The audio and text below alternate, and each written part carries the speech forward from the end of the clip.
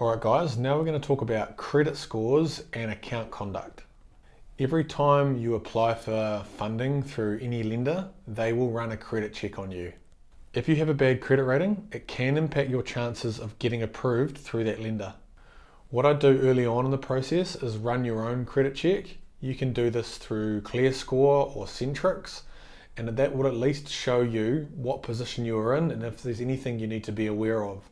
Sometimes you may have arrears or defaults on your name that you may not even be aware of. So it's really helpful to run this earlier in the process so you know what you're looking into. If you have any issues or defaults showing on your credit check, we need to get these sorted now so that we've front-footed it before we approach any bank for a home loan application. We need to know about any potential credit check issues before we submit your application to the bank.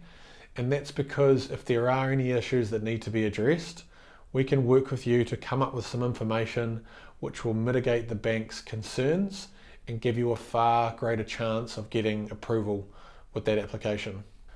When we talk about account conduct, we're talking about staying within the arrangement that your account has, so not going overdrawn or not missing any other loan repayments that you might have, or also not having any payments bounce or be reversed.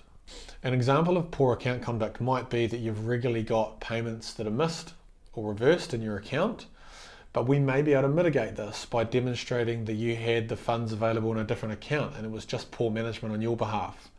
So it's really important we have this information, and when we check through your bank statements, we'll be able to see any potential issues and raise them with you before we approach the bank for your application.